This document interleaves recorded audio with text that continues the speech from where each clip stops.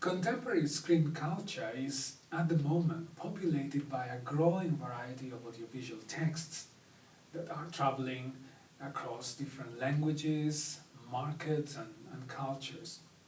And these range from the lucrative blockbusters that are produced and distributed by Hollywood powerful studios to the brief and ephemeral videos that are assembled and circulated by ordinary people as they go about their ordinary life. My book is called Audiovisual Translation, Theories, Methods and Issues, and it provides a unique focus on all these types of texts. Texts whose translation is obviously becoming increasingly influential because they are more and more embedded in all aspects of our lives. And it also studies and tries to understand better how their producers and consumers play a role in the way those texts are translated. So I think it's fair to say that the book moves beyond the linguistic concerns that have been traditionally privileged within audiovisual translation scholarship, because audiovisual translation has focused traditionally very much so on issues of linguistic equivalence and correspondence. And what it tries to do is to introduce students and researchers to the artistic, the economic, the social and even the political dimensions of this activity of audiovisual translation.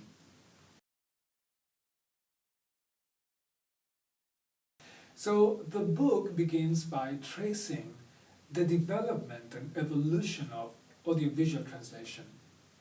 And it explores how the homogenizing mediation practices that the industry imposed very early on in this process of evolution, during what we might call now the mass media era, the extent to which, as I was saying, these conventions are being challenged by new forms of audiovisual translation, by interventionist cultures of audiovisual translation in the era of the digital culture, because we've left behind to some extent now the era of mass media to move into the era of the digital culture.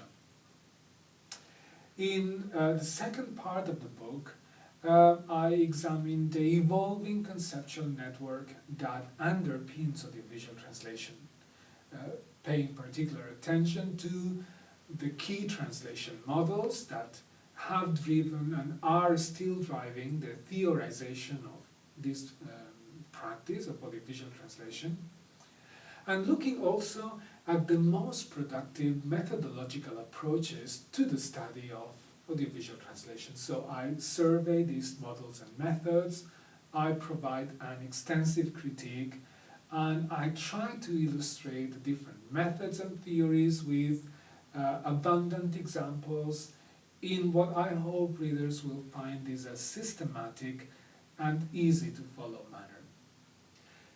In the third part of the book, which has to do with new theoretical directions, I focused on multimodal theory and self-mediation studies because I think that they are very influential theoretical frameworks that are quite likely to steer progress of audiovisual translation research in years to come. And in the final part, in the fourth and final part of the book, students and early career scholars are provided with what I hope is comprehensive guidance to design and undertake audiovisual translation research projects.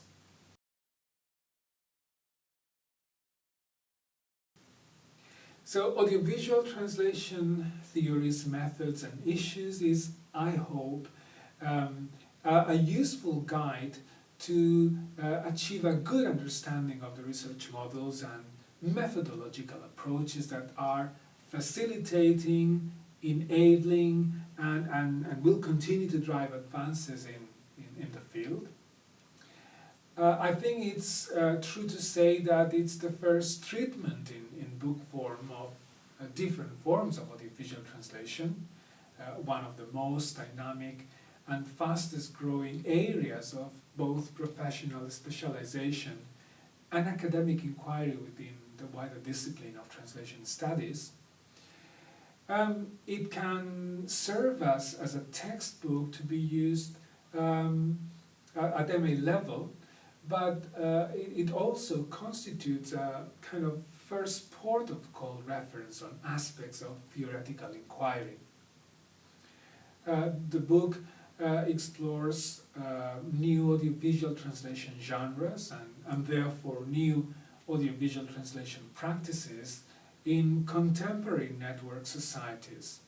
So it covers topics and issues that have not been previously discussed in the audiovisual translation literature. As I said before, it includes a whole chapter which offers methodological direction to researchers who are about to embark on a research project on audiovisual translation at MA or doctoral level.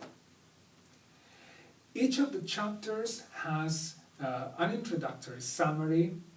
It has abundant examples. It has breakout boxes where I expand on and illustrate further the main issues discussed in the book. It draws on authentic examples from a range of languages. It includes suggested reading for each of the main topics. And of course it has a range of follow-up questions for each chapter that I hope will provide abundant ideas for not only extended postgraduate essays, but various types of dissertation at a doctoral level and maybe even research projects.